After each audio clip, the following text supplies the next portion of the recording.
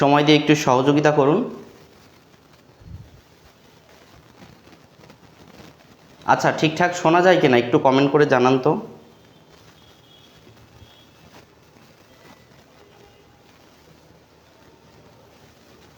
ওকে, লাইভের সাউন্ড এবং লাইট সব ঠিকঠাক আছে ইনশাল্লাহ। দেখুন, ষষ্ঠ গণবিজ্ঞপ্তি প্রকাশ হয়েছে। 22 তারিখ থেকে আপনাদের আবেদন শুরু। অনেকেই কম নাম্বার পেয়ে হতাশ হয়ে যাচ্ছেন। কোনো মতে হতাশ হওয়া যাবে না। গণবিজ্ঞপ্তির অতীত, বর্তমান এবং ভবিষ্যৎ নিয়েই আজকে আলোচনা করব। সঙ্গে আমি আছি সাদিক। বাংলাদেশের প্রথম শিক্ষক নিবন্ধনের অনলাইন এবং offline platform Sadiq sir page, Sadiq sir publication থেকে। এখন ষষ্ঠ গণবিজ্ঞপ্তি। দেখেন, প্রথমে একটি হতাশার খবর দিয়ে রাখি। এনটিআরসি 2005 সালে প্রতিষ্ঠিত হবার পর আপনার 1 থেকে 18টি অর্থাৎ পরীক্ষা নিয়েছে। 1 থেকে 18তম ব্যাচের পরীক্ষা হয়ে গেছে। 18তমদের আজকেই আপনি চয়েস লিস্টে নেবেন প্রথম দিকে। তারপর দুইটি বিষয় ঘটবে। যখন আপনার মেরিট লিস্টটা দেখবেন, আপনি দেখবেন আপনার মেরিটে 100, 150, 200, 50 বা 20 জন অবস্থান করছে। সেম মেরিট লিস্ট, অর্থাৎ একই মেরিট লিস্ট, কিন্তু সিরিয়াল অবশ্য আলাদা। ওই যে পিছনের সিরিয়াল যার, তার থেকে আপনি কিন্তু এগিয়ে থাকবেন। এটি খুবই স্বাভাবিক। তিনি একটি প্রতিষ্ঠান চয়েস দিলেন, আপনি একটি প্রতিষ্ঠান চয়েস দিলেন। ধরুন সেই প্রতিষ্ঠানটির নাম আমরা কল্পনা করি যে একটি প্রতিষ্ঠান যেটির নাম ক। এখানে 2 জন ব্যক্তি সুরুজ এবং মাহফুজ আবেদন করেছে। তাদের বিষয় কি? ইংরেজি। দুজনেই 400 মেরিট লিস্টে আছে, কিন্তু সিরিয়াল একজনের থাকবে 400, আরেকজনের থাকবে 401। এই যে 400 মেরিট লিস্ট যার সুরুজ এবং মাহফুজ, যার মেরিট লিস্ট সিরিয়ালে 401, ওনাদের প্রতিষ্ঠান পছন্দ ক। এই ক প্রতিষ্ঠানটি সুরুজ পেয়ে যাবে। ক্লিয়ার? এভাবেই গণবিজ্ঞপ্তিতে আবেদনের মাধ্যমে চাকরি নিশ্চিত করতে হবে। হতাশ হওয়ার কিছু নেই। আজকে প্রায় আমি 150+ ফোন কল পেয়েছি। সবার একই কথা যে নাম্বার অনেক কম। আরে ভাই, নাম্বার তো সবার অনেক কম। হ্যাঁ, কিছু আছে বেশি। যাদের অনেক নাম্বার বেশি তারা তাদের কাঙ্ক্ষিত প্রতিষ্ঠানটি পেয়ে যাবে। এজন্যই বারবার সেই শুরু থেকে বলতাম যে প্লিজ রিটেনের জন্য প্রস্তুতি নেন ভালো করে, রিটেনের জন্য প্রস্তুতি নেন ভালো করে। যাই হোক, আরেকটু বিষয় বলে রাখি আপনাদের যে আবেদনের সময় কি কি কাগজপত্র দরকার। একজন বলছেন আবেদনের সময় সাধারণত প্রয়োজন রোল, রেজিস্ট্রেশন, এনআইডি কার্ড, ছবি, সাথে আপনার অ্যাড্রেস ইত্যাদি ইত্যাদি। ওখানে ফর্মে ডিটেলস উল্লেখ আছে। আচ্ছা, সাদিক পাবলিকেশন থেকে উপকৃত হয়েছেন এরকম ক্যান্ডিডেট আপনারা একটু কমেন্ট করবেন যে সাদিক পাবলিকেশনের সাথে পথ চলা কেমন ছিল আপনাদের। যাই হোক, এমডি আজাদুল ইসলাম জনি লিখছে পোস্ট চৌধুরী গোপালপুর, কিন্তু আবেদনে দিয়েছি গোপালপুর। সমস্যা হবে? যাদের অ্যাড্রেসে সমস্যা আছে, এই সমস্যাটা আসলে সমস্যা হবে না। এটা ছোট ইস্যু। কারণ কি, দেখেন গণবিজ্ঞপ্তিতে প্রেজেন্ট এবং পার্মানেন্ট অ্যাড্রেস দুই দিকে দিতে হয়। ক্লিয়ার? একাধিকবার। আপনাকে শুধুমাত্র খুঁজে পাওয়ার জন্য, ভেরিফিকেশনের জন্য ডিএসবি পুলিশ হোক, থানা পুলিশ হোক, এনএসআই হোক, আপনাকে খুঁজে পাইলেই হবে। নাম্বারটা ঠিক রাখবেন। গণবিজ্ঞপ্তিতে নাম্বার যেটা দিবেন ওইটা অবশ্যই ঠিক রাখবেন, এবং যেই কপিটা আপনি পাবেন আবেদনের পর ওটা অবশ্যই পেমেন্ট করবেন। পেমেন্টের পর পেইড কপি আসবে। এই পেইড কপিটা মাস্ট সংরক্ষণ করতে হবে। এখন সনদে অনেকেরই ভুল আছে যে আবেদনের সময় হয়েছে। অনেকের বিএম, অনেকের জেনারেল, অনেকের মাদ্রাসা। দেখেন, সনদের যেটা উল্লেখ আছে এটাই আপনার আবেদন করতে হবে, এটাই নসিব, আপনাকে ওই প্রতিষ্ঠানে চাকরি করতে হবে, কিছু করার নেই। এজন্যই আমি বারবার একটা কথা বলতাম যে এনটিআরসি আবেদন কিন্তু খুব গুরুত্বপূর্ণ, সেটা হোক শুরুতে আবেদন। তাই 19তম যারা দিবেন এই ভুল করবেন না, জেনে বুঝে আবেদন করবেন। কারণ ভুলবশত অপারেটর আপনাকে বিএম বা টেকনিক্যাল পোস্টে আবেদন করে দিয়েছে, যেখানে সিট অনেক কম, ক্যান্ডিডেট মোটামুটি বেশি। আচ্ছা, মোহাম্মদ সাজুমিয়া লিখছে স্যার আমার গ্রামের নাম মথুরাপুর, আমি ইংরেজিতে মথুপুর দিয়েছি, গুগলে বানান মথুপুর দেখাচ্ছে, গ্রামের বানান ঠিক করতে হবে। সংশোধন যাদের করা প্রয়োজন দ্রুত সংশোধন করে নিন, কিন্তু এই ধরনের সমস্যা ফেলে না, সমস্যা সৃষ্টি করে না। নাহিদ আহমেদ স্বাধীন লিখছেন স্যার আপনি কি গ্রেট, আপনার সব কথাই সঠিক। আসলে দেখেন, আমি আমার কর্মের মাধ্যমে আপনাদের কাছ থেকে ফিডব্যাক চাই, আমি চাই না অযাচিত কোনো তথ্য বলতে। ধন্যবাদ আপনার সুন্দর মতামতের জন্য। এমডি এর পরে ডট সংশোধন করা লাগবে? জি লাগবে। যদি শুধু এমপি হতো, এমপিওর মাধ্যমে স্যালারি হতো, তাহলে এই ডটের সমস্যা হতো না, কিন্তু আপনার ইএফটির জন্য ডেফিনেটলি ডটটা প্রয়োজন হবেই। একটু কষ্ট করে সবাই বাংলায় লিখবেন প্রশ্ন, তাতে একটু উত্তর দিতে পারবো। Asma ul Husna is watching, thank you. Nazmul Rahman লিখছেন আসসালামু আলাইকুম স্যার। ওয়ালাইকুম আসসালাম। মাসুদ রানা ভাই লিখছে ভাইবাতে এত শিক্ষার্থীদের বাদ দেওয়ার বিষয়ে কিছু বলবেন? আমি প্রথমেই বলেছি এত প্রার্থী বাদ দেওয়া ঠিক হয়নি। এনটিআরসি যদি বলে থাকে যে সবার চাকরি হবে না, সবার চাকরি হবে না, অলরেডি 18তম শিক্ষক নিবন্ধনে 35+ বাদ, তাহলে কেমনে আপনার চাকরি হবে সবার বলেন? এবং সব থেকে কম মার্কস যাদের আছে এনারাও বাদ পড়বেন। আপনারা পরে কথাটি মিলিয়ে নিন, তবে হতাশ হওয়া যাবে না। চয়েস লিস্টটা ঠিকঠাকভাবে সাজান এবং লাস্টে ইয়েস বাটনটা অবশ্যই ক্লিক করে দিবেন। ক্লিয়ার? মাসুদ আল ফারাবি লিখছে বাংলা স্কুল 54 মার্ক, কেমন স্কুল পাবো? এনটিআরসি মেরিট অর্থাৎ নারী কোটা বাতিল করার কারণে মিড লেভেলের প্রতিষ্ঠান আপনারা পাবেন। সোমাই হাসান লিখছেন সনদ কি অনলাইনে সংশোধন করতে হয়? দেখেন এই পেজেই আপনি সনদ বা অন্যান্য তথ্য সংশোধন করা ফর্ম পেয়ে যাবেন। এই ফর্মটা সঠিকভাবে পূরণ করে এনটিআরসিতে জমা দিয়ে দিন। রাব্বাচুর রহমান লিখছে এইচএসসি পাশ করে কি চাকরিতে আয়োজন করা যাবে এইবার? অর্থাৎ আপনি বলতে চেয়েছেন এইচএসসি পাশে 19তমতে আবেদন করা যাবে কিনা? জি ভাইয়া, অবশ্যই করা যাবে। মোহাম্মদ আওলাদ হোসেন লিখছেন আপনার দেওয়া তথ্যে অনেকেই উপকৃত হয়েছে, আমি উপকৃত হয়েছে, আপনার প্রতি অনেক কৃতজ্ঞ। আমিও আপনার প্রতি কৃতজ্ঞতা প্রকাশ করছি। আল্লাহ আপনার পছন্দের প্রতিষ্ঠানে শিক্ষক হিসেবে কবুল করুক। স্যার জীববিজ্ঞান 46 পেয়েছি, উপজেলা ভিত্তিক কি নিয়োগ পাবো? দেখেন এইবার একটা ঘটনা ঘটবে। আমরা স্বাভাবিকভাবেই একটা ম্যাপ নিই, এই ম্যাপ নিয়ে একটু বুঝিয়ে দিই আপনাদের গুরুত্বপূর্ণ কিছু তথ্য। রেড জোন এবং গ্রিন জোন, এই দুইটা শব্দ মনে রাখবেন। কি? রেড জোন এবং গ্রিন জোন খুব গুরুত্বপূর্ণ দিয়ে দেখুন, অন্তত বোর্ডের দিকে খুব মনোযোগ দিন এবং কথার দিকে, এইটা সব থেকে গুরুত্বপূর্ণ। Please BD map you have to show here.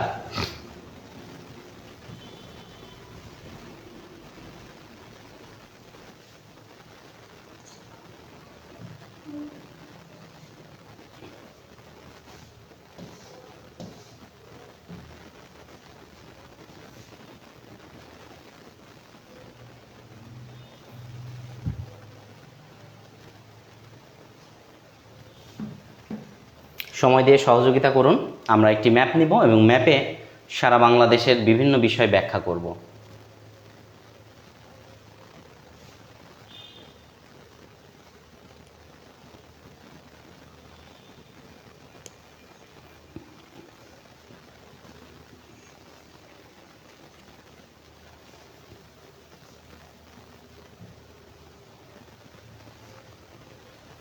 Map open হতে হতে আমি কিছু প্রশ্নের উত্তর দিই।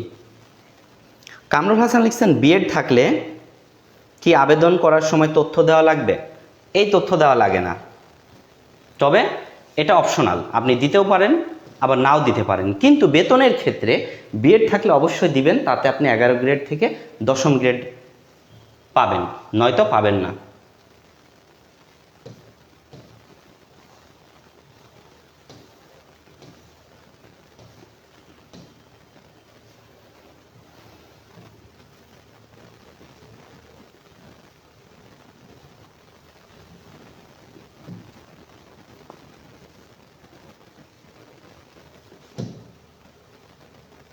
এটা বাংলাদেশের ম্যাপ। আপনারা সবাই জানেন যে বাংলাদেশে 8টি বিভাগ আছে, 64টি জেলা আছে। লাস্ট যে বিভাগ ময়মনসিংহ, সেটাও আমরা এখানে একটু এঁকে নিই। এটি একটু ওল্ড ম্যাপ আসছে, যারা জিওগ্রাফি বা ভূগোল স্টাডি করেন তারা ভালো করে জানেন। এইখানে ময়মনসিংহ দেশের 8ম বিভাগ। আচ্ছা একটা কথা বলি, আপনি চিন্তা করুন যে বাংলাদেশের আয়তনে এবং জনসংখ্যায় 2টি জেলা সব থেকে ছোট, মেহেরপুর এবং নারায়ণগঞ্জ। ওখানে ক্যান্ডিডেটও একটু কম, তাই ওইখানে যে ক্যান্ডিডেট কম তার মানে এই না যে ওখানে কম্পিটিশন কম হবে, ডেফিনেটলি ওখানেও বেশি হবে। কেন? বাইরের জেলা থেকে ওখানে চয়েস দিবে। ওই যে আপনি ইয়েস অপশন দিচ্ছেন, আপনার নিজের জেলাতে না হলে, কাঙ্ক্ষিত প্রতিষ্ঠানগুলোতে না হলে ইয়েস অপশনের কারণে অন্য জেলাতে আপনার পোস্টিং হবে, অন্য জেলাতে আপনার সিলেক্ট হবে। অসুবিধার কিছু নেই, বদলি তো চালু হয়ে গেছে, বদলি তো সবাই হতে পারবেন। আগে জবটা ইনশিওর করতে হবে আপনাকে, তারপর আপনি নিজ এলাকায় ফিরতে পারবেন। আর যাদের মেরিট লিস্টে ভালো অবস্থান থাকবে, এখনও মেরিট লিস্ট তো দেয়নি, মেরিট লিস্ট দিয়ে দিবে 2-1 দিনের মধ্যেই, ওইখানে আপনি অবস্থান দেখলে বুঝতে পারবেন যে আসলে আপনার জবটা হবে কি হবে না, বা হলেও কেমন প্রতিষ্ঠানে হবে। দেখুন, ঢাকাতে সব থেকে বেশি প্রতিযোগিতা হয়, ঢাকাতে সব থেকে বেশি ক্যান্ডিডেট, সবার অধিকাংশের ইচ্ছা ঢাকাতে থাকবো, কিন্তু অনেকে চাই রংপুরে থাকতে, অনেকে চাই সিলেটে থাকতে, অনেকে চট্টগ্রামে থাকতে, অনেকে খুলনায় থাকতে, অনেকে রাজশাহীতে থাকতে, অনেকে ময়মনসিংহে। কারণ যাই হোক, নিজ এলাকায় চাকরি করার মাঝে যে শান্তি আছে, এই শান্তি অন্য কোথাও নেই। যে যাই বলুক। আতাউর রহমান আসিফ লিখছে, স্কুল 2 ভাষা নিয়ে কিছু বলেন স্যার, এইবার কত নম্বরে জব হতে পারে? সাইদুর রহমান শখ ভাই লিখছে, আলহামদুলিল্লাহ আলহামদুলিল্লাহ। অবশ্যই স্কুল 2-এও কিন্তু অনেক ক্যান্ডিডেট উত্তীর্ণ হয়েছে।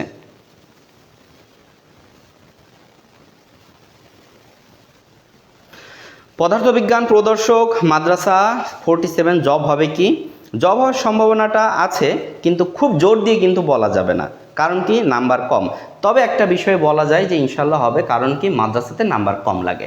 আর অতীতে প্রথম, দ্বিতীয়, তৃতীয়, চতুর্থ, পঞ্চম গণবিজ্ঞপ্তিতে জেনারেল নলেজ নিয়েছে, যেমন আমি 2টি জেনারেল কলেজ নিয়েছি, একটা মাদ্রাসা নিয়েছিলাম।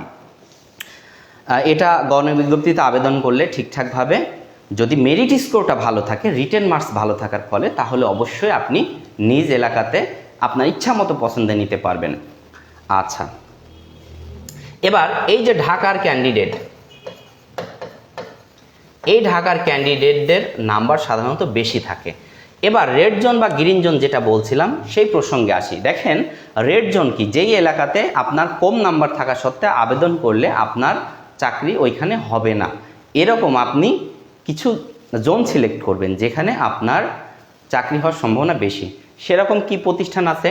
যেমন সিলেটে কম আবেদন পড়ে, সিলেটের মানুষজন লন্ডনে বেশি থাকে, বিদেশ ফেরত বেশি বা বিদেশে থাকতে বেশি পছন্দ করে। রংপুরেও কিন্তু আবেদন কম পড়ে, রাজশাহীতে আবেদন বেশি পড়ে, খুলনাতে আবেদন বেশি পড়ে, ঢাকাতে তো সব থেকে বেশি কম্পিটিশন হয়, চিটাগাংয়েও কম্পিটিশন হয়, ময়মনসিংহেও কম্পিটিশন হয় বেশি, সব থেকে বেশি কম্পিটিশন হয় ঢাকায়, তারপরে কম্পিটিশন হয় কোথায়? ময়মনসিংহ, তারপর রাজশাহী, তারপর খুলনা, তারপর চট্টগ্রাম, তারপর রংপুর। সিলেট বিভাগগুলো যাদের কম নাম্বার আছে দিতে পারেন, বদলি হয়ে চলে আসবেন। আচ্ছা, সাইদুর রহমান শখ লিখছে, দুর্ভাগ্যবশত কলেজে ফেল করেছে। আমি কিন্তু জানি আপনি স্কুল লেভেলে উত্তীর্ণ হয়েছেন, ইনশাল্লাহ নেক্সটে ভালো কিছু হবে। যারা ভাইবা ফেরত আসছেন, আপনারা আবার নতুন করে লেগে যান, ইনশাল্লাহ ভালো কিছু হবে। পৃথিবীতে সব কিছু সাজানো থাকে, আল্লাহ সব কিছু সাজিয়ে রাখে, সব কিছু ফিক্সড রাখে, শুধুমাত্র আমরা প্লে রোল করি, অর্থাৎ আমরা অভিনয় করে এগিয়ে যাই, এটাই। কামরুল ইসলাম লিখছেন কুমিল্লা নিয়ে বলবেন। হ্যাঁ, কুমিল্লাতেও ভালো আবেদন পড়ে। রবিউল ইসলাম সোহাগ লিখছে, লেকচারার ইংলিশ 61 পসিবিলিটি কেমন? পসিবিলিটি ভালো, লেকচারার ইংলিশ, আপনার জব ইনশাল্লাহ হয়ে যাবে। দেখেন, আজকের ফোন কলের মধ্যে একটি জিনিস বেশি ছিল যে আমার নাম্বার কম। আপনাদের এখন সর্বোচ্চ গুরুত্ব, আপনি কোনো রকম আপনার সনদ, নাম্বার, কোনো তথ্য কারোর সাথে শেয়ার করবেন না, প্লিজ এটা থেকে বিরত থাকেন। আপনি নিজেও জানেন না আপনার তথ্য স্থানীয় কোনো মেসেঞ্জার গ্রুপে শেয়ার করলেন, আপনি ধরেন আছেন কোথায়? চুয়াডাঙ্গাতে। কোথায়? বাংলাদেশের প্রথম রাজধানী বলা হয় চুয়াডাঙ্গাকে। চুয়াডাঙ্গা জেলার একটি মেসেঞ্জার গ্রুপ আছে, সেটা হচ্ছে চুয়াডাঙ্গা শিক্ষক নিবন্ধনধারী কেন্দ্রীয় গ্রুপ। এইখানে ধরুন 100 জন যুক্ত আছে, 100 জনের মধ্যে 10 জন একে অন্যের সাথে যোগাযোগ করে নিজের নাম, নাম্বার সব বলে দিল, সনদের ছবি দিয়ে দিল। এইবার এই চুয়াডাঙ্গাতে ধরেন একটি প্রতিষ্ঠান আছে ক, এই কতে একজনের চয়েস আছে, তো ওনার তথ্য অলরেডি অনেকেই জেনে গেছে, ওই জানা তথ্য দিয়ে আপনার আবেদন করে দিল কোথায়? এই রাজশাহী। সে আর আবেদন করতে পারবে না, অথচ কম নাম্বার থেকে ঠিক আরেকজন আবেদন করে এই ক প্রতিষ্ঠানটা নিয়ে নিল। তাই গণবিজ্ঞপ্তির ক্ষেত্রে বিশ্বস্ত ব্যক্তি ছাড়া আপনি তথ্য শেয়ার করিয়েন না, কি দরকার? তথ্য শেয়ার করেন, নাম্বার শেয়ার করলে কোনো অসুবিধা নাই, কিন্তু সনদের রেজিস্ট্রেশন, কিউআর কোড, এগুলো যদি আমি দেখেছি আজকে অনেকে দিয়েছেন, আপনারা এটা ভুল করছেন, এটা করতে হতো না। আপনি পাস করছেন, অভিনন্দন, আপনি আনন্দিত, অভিনন্দন, আপনি আরও খুশি, আপনার পরিবার খুশি, শুকরিয়া। কিন্তু এই যে তথ্য দিলেন, আপনি বিপদে পড়ে যাবেন, এটা পরে মিলিয়ে নিন। আজ পর্যন্ত যা বলেছি সবগুলোই ফলেছি ইনশাআল্লাহ, এবং আগামীতেও ফলবে। তাই সময় থাকলে এখনই ডিলিট করে ফেলেন। বিজনেস স্টাডিজ 66-তে ঢাকা পসিবিলিটি কেমন? আব্দুল করিম লিখছেন, না, বিজনেস স্টাডিজে 66 আসলে ঢাকা পাওয়া আশা করা যায় না, ঢাকায় বেশি নাম্বার লাগবে। আতাউর রহমান আসিফ লিখছে, স্কুল 2 ভাষার 60 মার্কে কি জব হবে? কনফার্ম আপনার জব হয়ে গেছে। মাওলানা আজহার মাহমুদ আনোয়ারি লিখছে, রাষ্ট্রবিজ্ঞান 58 জব হবে কিনা? জব হয়ে গেছে, কনফার্ম। সহকারী শিক্ষক বাংলা 57 পেয়ে ভালো স্কুল পাওয়া কি সম্ভব? জবটা আপনার হয়ে যাবে কনফার্ম। কিন্তু ভাই ক্ষমা করেন, খুব ভালো প্রতিষ্ঠান হবে না, কারণ মেরিট লিস্টে দেখবেন আপনি 3-4 হাজারের মধ্যে আছেন। আমরা লাইভে প্রায় শেষ পর্যায়ে আছি। সাইদুর রহমান সোহাগ ভাই, আপনাকে অসংখ্য ধন্যবাদ। চম্পা খাতুন লিখছেন, ইংরেজি স্কুল 53 জব হবে, খুব কষ্ট করে হবে, তবে চয়েস লিস্টটা ভালোভাবে সাজাতে হবে। কোনো মতে যদি চয়েস লিস্ট ভুলভালভাবে সাজান, এইবার চাকরি না পাওয়া মানে আর কখনোই চাকরি পাবেন না। কেন পাবেন না? কারণ 19তম সার্কুলারটা খুব দ্রুত চলে আসবে, এবং 19তম থেকে সরাসরি নিয়োগ হবে। কিভাবে? এখানে আপনার পরীক্ষা পদ্ধতি থাকবে, এমসিকিউ হবে, যে যাই বলুক এমসিকিউ হবে, রিটেন হবে, ভাইবা হবে, নিশ্চিন্ত থাকেন, আমি 1,000,000% আপনাকে বলে রাখলাম আজকে। তাই সনদটা দিবে না, সনদ যদি না দেয় তাহলে গণবিজ্ঞপ্তিও আর দিবে না, গণবিজ্ঞপ্তি যদি না হয় তাহলে এবার যারা চাকরিটা মিস করবেন তাদের আর কখনোই হবে না। 1 থেকে 12তমদের মতো শুধুমাত্র আন্দোলন করতে হবে, আর মোটামুটি মানে অপেক্ষায় থাকতে হবে, মিথ্যা আশায় ঘুরতে হবে, দ্যাটস ইট। ব্যবসায় শিক্ষা বরিশালে 68 জব হওয়ার সম্ভাবনা কেমন? হয়ে যাবে, যদিও ব্যবসায় শিক্ষার মধ্যে ফিনান্স আছে, ব্যাংকিং আছে, ম্যানেজমেন্ট আছে, মার্কেটিং আছে, অ্যাকাউন্টিং আছে। অ্যাকাউন্টিংয়ের নাম্বার তো অনেক বেশি থাকে। আমার প্রথম পরামর্শ, আপনারা প্লিজ নিবন্ধনের চাকরিটা আগে এনশিওর করেন। গণবিজ্ঞপ্তিতে কি শুরুতে আবেদন করবেন? না, শুরুতে আবেদন করবেন না, অ্যাটলিস্ট কয়েকটা দিন অপেক্ষা করবেন, তাহলে আপনি বুঝে যাবেন যে কত মানুষ ভুল করছে। একবার পেমেন্ট করার পরে কিন্তু আর সুযোগ দেয় না এনটিআরসি চয়েস লিস্ট চেঞ্জ করার, অর্থাৎ প্রথমে 1 নম্বর একটা কলেজ, 2 নম্বর একটা কলেজ, এভাবে 40 পর্যন্ত 40টা প্রতিষ্ঠান থাকবে।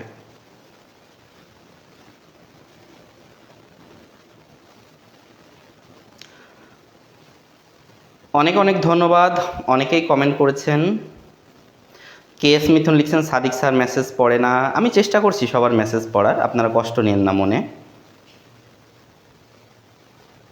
এবার আমরা লাইভটা শেষ করে ফেলব, কারণ অত্যন্ত ব্যস্ততা আছে। আর একটা ঘোষণা দিয়ে রাখি, যদি সুন্দরভাবে নিখুঁতভাবে গণবিজ্ঞপ্তির যে চয়েস লিস্ট সাজাতে হয়, তাহলে আপনারা চাইলে আমি নিজ হাতে সাজিয়ে দিতে পারি, যদিও ফ্রি যদি থাকে তাহলে দিব। 22 তারিখ থেকে আবেদন শুরু। অন্তত সাদিক পাবলিকেশনের অফিস বা আমার যে বাসা, এখানে চলে আসবেন, অন্তত থাকা খাওয়া ফ্রি, আমি নিজ হাতে আবেদন করে দিব। যেহেতু অনেকে দূর দূরান্ত থেকে আসবেন, আমরা আপনাদের এই সেবাটুকু দিব। চার্জ দিয়ে আপনি নির্দিষ্টভাবে নিখুঁতভাবে এক্সপার্ট দিয়ে আবেদন করতে পারবেন। আমি নিজে আবেদন করে দিব, এবং প্রতি গণবিজ্ঞপ্তিতে আবেদন করে দিয়েছি। আর এই আবেদন করার পরে চাকরি হয়নি এমন কেউ ইনশাল্লাহ নেই। সেই দ্বিতীয় গণবিজ্ঞপ্তি থেকে এটা করে আসছি, 8 বছরের অভিজ্ঞতা। যাই হোক, সবাই ভালো থাকুন, সুস্থ থাকুন। যাবার আগে আরও কয়েকটি প্রশ্নের উত্তর দিয়ে যায়। রাষ্ট্রবিজ্ঞান 64 নম্বরে কি জব হবে? জব হয়ে গেছে শাহাবুদ্দিন আহমেদ মিন। কথাগুলো মিলিয়ে নিন, লাইভ তো ডিলিট করি না কোনোটা। আচ্ছা, ধন্যবাদ, অনেক ধন্যবাদ যারা আছেন। একটা কথা এর মধ্যে বলে দিই, এই বইটির PDF sadiksir.com-এ ফ্রি পাওয়া যায়, PDFটা ডাউনলোড করে নিন। 19তম যারা প্রস্তুতি নিচ্ছেন কলেজ লেভেলের, এই বই এবং রিটেন থেকে প্রস্তুতি নিন।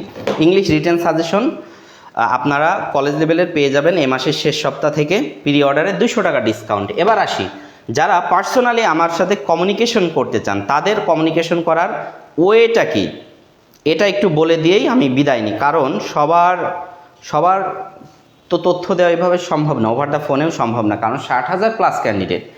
এখন আমি আমার অফিসিয়াল নাম্বারটা আপনাদের দিয়ে যাচ্ছি, আপনারা এই অফিসিয়াল নাম্বারে মেসেজ করবেন হোয়াটসঅ্যাপে। Please don't call me, only message দিবেন, ফ্রি হয়ে উত্তর দিব। নাম্বারটি সবাই লিখে রাখুন। গণবিজ্ঞপ্তির টিপস আপনারা ওভার দ্য ফোনেই নিতে পারবেন। সাদিক পাবলিকেশন।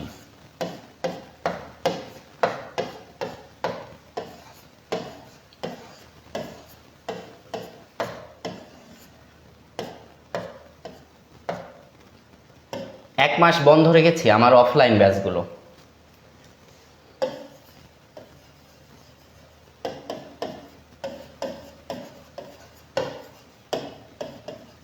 এরকম অনেক স্টুডেন্ট আছে যারাও রিটেনে অকৃতকার্য হয়েছে। আসলে খাতা যারা দেখে আমার মনে হয় তারা মেন্টালি খুব একটা ভালো ছিল না।